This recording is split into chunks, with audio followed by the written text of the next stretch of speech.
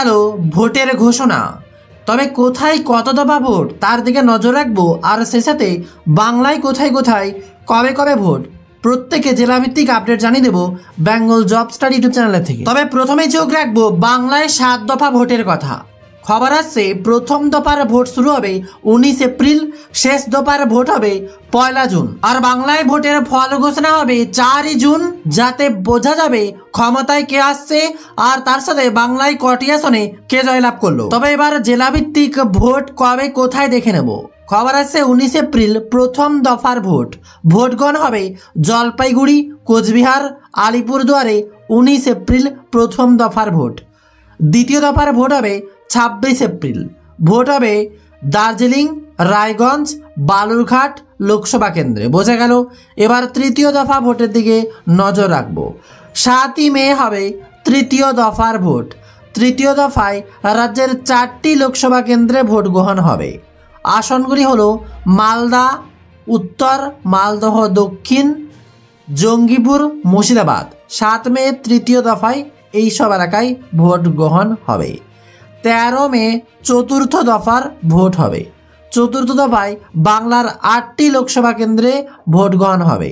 আসনগুলি হচ্ছে বহরমপুর, কৃষ্ণনগর, রানাঘাট, বর্ধমান পূর্ব, বর্ধমান, দুর্গাপুর, আসানসোল, বোলপুর, বীরভূম। এইসব এলাকায় চতুর্থ দফায় ভোট হবে 13 মে। 20 মে পঞ্চম দফার ভোট হবে। এই দফায় ভোট গ্রহণ হবে 7টি কেন্দ্রে। লোকসভা কেন্দ্রগুলি হলো বনগাঁ, ব্যারাকপুর, হাওড়া, শ্রীরামপুর, হুগলি, উলুবেড়িয়া, আরামবাগ। এইসব এলাকায় 20 মে পঞ্চম দফায় ভোট হবে। 25 মে ষষ্ঠ দফায় ভোট হবে। ষষ্ঠ দফায় 8টি লোকসভা কেন্দ্রে ভোট গ্রহণ হবে। আসনগুলি হচ্ছে তমলুক, কাঁথি, ঝাড়গ্রাম, ঘাটাল, মেদিনীপুর, পুরুলিয়া, বাঁকুড়া, বিষ্ণু। 25 মে এইসব এলাকায় ষষ্ঠ দফা ভোট হবে। আরেকবার শুনে নিন আসনগুলো: তমলুক, কাঁথি, ঝাড়গ্রাম, ঘাটাল, মেদিনীপুর, পুরুলিয়া, বাঁকুড়া, বিষ্ণুপুর। 25 মে ভোট হবে। আর বাংলা তথা গোটা দেশে শেষ দফায় ভোট গ্রহণ হবে। শেষ দফায় বাংলায় 9টি লোকসভা কেন্দ্রে ভোট গ্রহণ হবে। খবর আসছে 1 জুনই শেষ দফার ভোট গ্রহণ। যে আসনগুলোতে হবে তা হচ্ছে দমদম, বারাসত, বসিরহাট, জয়নগর, মথুরাপুর, ডায়মন্ড হারবার, যাদবপুর, কলকাতা দক্ষিণ, কলকাতা উত্তর।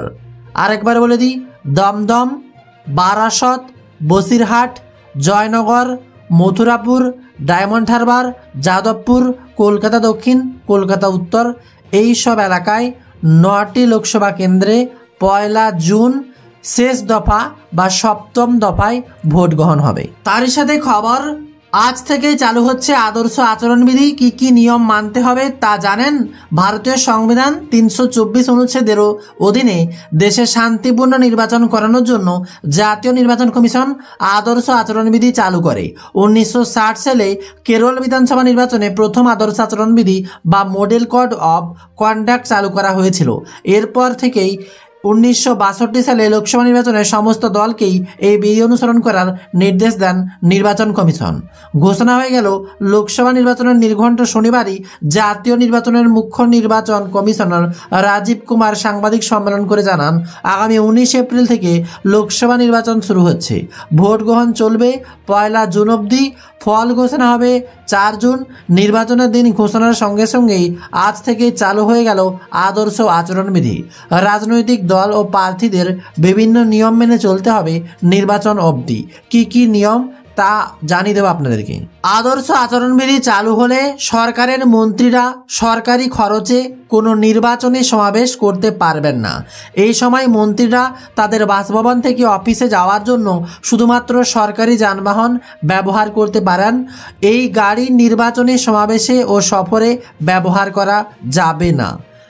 আচরণবিধি কার্যকর হওয়ার পর কোনো রাজনৈতিক দলের সুবিধা হয় এমন কোনো কাজ জনগণের টাকা ব্যবহার করা যাবে না।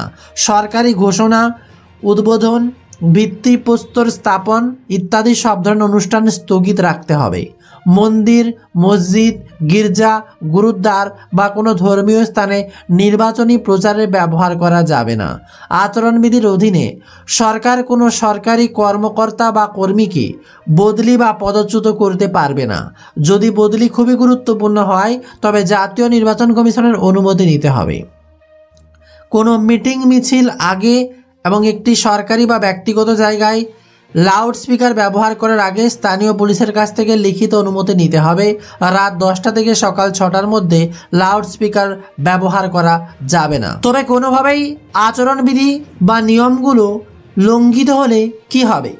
কোনো রাজনৈতিক দল বা তার প্রার্থী যদি আচরণবিধি লঙ্ঘন করে তবে তার প্রচারে নিষেধাজ্ঞা জারি করা যেতে পারে। এমনকি প্রার্থীকে নির্বাচনে প্রতিদ্বন্দ্বিতা করতেও বাধা দেওয়া হতে পারে। আদর্শ আচরণবিধি উল্লঙ্ঘন করলে প্রার্থীর সঙ্গে ফৌজদারি মামলা করা যায়, এমনকি জেলে পাঠানোর বিধান রয়েছে। এই নিয়ম সাধারণ মানুষের ক্ষেত্রেও প্রযোজ্য। আচরণবিধি শুধুমাত্র রাজনৈতিক দল বা প্রার্থীর মধ্যেই সীমাবদ্ধ নয়, সাধারণ মানুষের ক্ষেত্রেও প্রযোজ্য। অর্থাৎ কোনো ব্যক্তি যদি কোনো রাজনৈতিক দল বা নেতার হয়ে প্রচার করেন তাকেও এই নিয়মগুলো মেনে চলতে হবে। এর সাথেই দেখে নেব বাংলায় তো 7 দফা, তবে বাকি রাজ্যগুলোতে কোথায় কত দফা ভোট হচ্ছে, সেখানে আসন সংখ্যা অনুযায়ী কীরকম ভোট হচ্ছে তার দিকে নজর রাখব। 19 এপ্রিল থেকে শুরু হচ্ছে লোকসভার ভোট গ্রহণ। 7 দফায় ভোট গ্রহণ চলবে 1 জুন পর্যন্ত। ফল ঘোষণা হবে 4 জুন। নির্বাচন কমিশনের ঘোষণা অনুযায়ী শুধুমাত্র 3টি রাজ্যেই 7 দফা ভোট হবে। এই 3টি রাজ্য হলো পশ্চিমবঙ্গ, বিহার এবং উত্তরপ্রদেশ। এক নজরে দেখে নেওয়া যাক কোন রাজ্য এবং কেন্দ্রশাসিত অঞ্চলে কত দফায় ভোট গ্রহণ হবে। বিশেষ উল্লেখযোগ্য রাজ্যগুলোর দিকে নজর রাখব। 7 দফায় ভোট হচ্ছে উত্তরপ্রদেশ, বিহার এবং পশ্চিমবঙ্গ। 5 দফায় ভোট হচ্ছে মহারাষ্ট্র, জম্মু এবং কাশ্মীর। 4 দফায় ভোট হচ্ছে উড়িষ্যা, মধ্যপ্রদেশ, ঝাড়খণ্ড। 3 দফায় ভোট হচ্ছে ছত্তিশগড় এবং অসম। 2 দফায় ভোট হচ্ছে কর্ণাটক, রাজস্থান, ত্রিপুরা, মণিপুর। 1 দফায় ভোট হচ্ছে অরুণাচল প্রদেশ, আন্দামান ও নিকোবর দ্বীপপুঞ্জ, অন্ধ্রপ্রদেশ, চণ্ডীগড়, দিল্লি, গোয়া, গুজরাট, হিমাচল প্রদেশ, হরিয়ানা, কেরল, লাক্ষাদ্বীপ, লাদাখ, মিজোরাম, মেঘালয়, নাগাল্যান্ড, পুদুচেরি, সিকিম, তামিলনাড়ু, পাঞ্জাব, তেলেঙ্গানা, উত্তরাখণ্ড, দাদরা নগর হাভেলি, দমন ও দিউ এইসব এলাকায় 1 দফায় ভোট হচ্ছে। তবে শুধু এটুকু ঘোষণা করেই থেমে যায়নি নির্বাচন কমিশন। লোকসভার সঙ্গেই বাংলায় ফের বিধানসভা নির্বাচন। কবে কখন তাও জানিয়ে দেব আপনাদেরকে। বেঁচে গিয়েছে ভোটের দামামা, চালু আদর্শ আচরণবিধি। লোকসভা ভোটের সঙ্গেই হবে উপনির্বাচন। এদিন নির্ঘণ্ট প্রকাশ করল নির্বাচন কমিশন। দেশের 26টি জায়গায় উপনির্বাচন হতে চলেছে। বাংলার 2টি বিধানসভা কেন্দ্রে এবার উপনির্বাচন হতে চলেছে। তা নিয়ে চর্চা শুরু করেছে বঙ্গের রাজনৈতিক মহল। ভোট হবে ভগবানগোলা এবং বরাহনগরে। সদ্য বিধায়ক পদ থেকে পদত্যাগ করেছেন তাপস রায়, যোগ দিয়েছেন বিজেপিতে। এই বরাহনগরে ফের বিধায়ক নির্বাচিত হবেন লোকসভা ভোটের মধ্যেই। অন্যদিকে আবার গত মাসে মৃত্যু হয়েছে মুর্শিদাবাদের ভগবানগোলা বিধানসভা কেন্দ্রের বিধায়ক ইন্দ্রিস আলী। তার মৃত্যুতে এখন বিধায়ক শূন্য ভগবানগোলা। সেখানে এবার ভোট হতে চলেছে।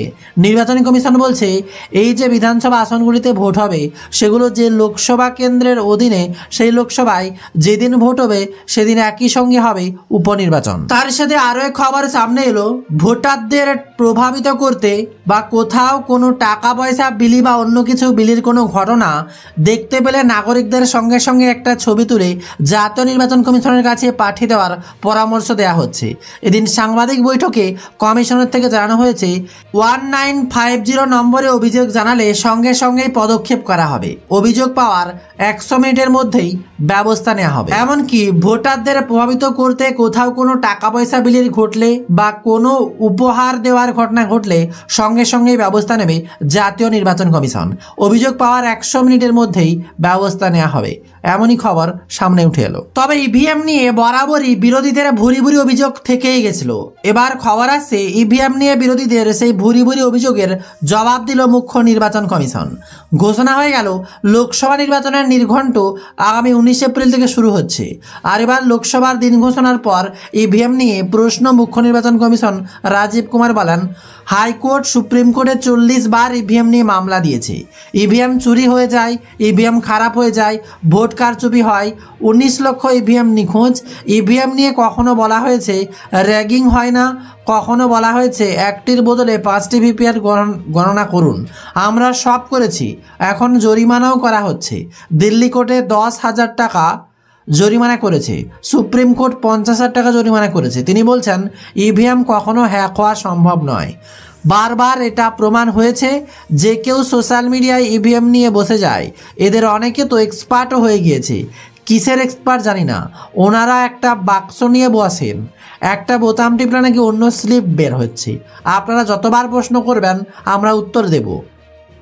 ইভিএমের কারণেই অনেক রাজনৈতিক দল অস্বস্তি লাভ করছে। সব ইভিএমের 3 বার মুখপল হয়, প্রার্থীদের সামনেই মুখপল হয়। আমাদের ওয়েবসাইটে ইভিএম নিয়ে ঘন ঘন করা প্রশ্ন উত্তর দেওয়া হয়েছে, দয়া করে সেটা অন্তত পড়ুন, এরকমই বলা হয়েছে, বা সেটা অন্তত করুন। অর্থাৎ ইভিএম 100% সুরক্ষিত। বিগত 2 বছরে আমরা অনেক উন্নতি করেছি। প্রত্যেকটি ইভিএমের নম্বর কোন বুথে যাচ্ছে তা প্রার্থীদের দেয়া হবে, এমনই বিরাট বড় বার্তা দেন তিনি। আর অপেক্ষা নয়, আজই হয়ে গেল ভোটের ঘোষণা। তবে কোথায় কত দফা ভোট তার দিকে নজর রাখবো, আর সে সাথে বাংলায় কোথায় কোথায় কবে কবে ভোট প্রত্যেকে জেলাভিত্তিক আপডেট জানিয়ে দেবো বেঙ্গল জব স্টাডি ইউটিউব চ্যানেলের থেকে। তবে প্রথমেই চোখ রাখবো বাংলায় 7 দফা ভোটের কথা। খবর আসছে প্রথম দফার ভোট শুরু হবে 19 এপ্রিল, শেষ দফার ভোট হবে 1 জুন। আর বাংলায় ভোটের ফল ঘোষণা হবে 4 জুন, যাতে বোঝা যাবে ক্ষমতায় কে আসছে আর তার সাথে বাংলায় কটি আসনে কে জয়লাভ করলো। তবে এবার জেলাভিত্তিক ভোট কবে কোথায় দেখে নেব। খবর আসছে 19 এপ্রিল প্রথম দফার ভোট। ভোটগণ হবে জলপাইগুড়ি, কোচবিহার, আলিপুরদুয়ারে। 19 এপ্রিল প্রথম দফার ভোট। দ্বিতীয় দফার ভোট হবে 26 এপ্রিল। ভোট হবে দার্জিলিং, রায়গঞ্জ, বালুরঘাট লোকসভা কেন্দ্রে। বোঝা গেল। এবার তৃতীয় দফা ভোটের দিকে নজর রাখবো। 7ই মে হবে তৃতীয় দফার ভোট। তৃতীয় দফায় রাজ্যের 4টি লোকসভা কেন্দ্রে ভোট গ্রহণ হবে। আসনগুলি হলো মালদা,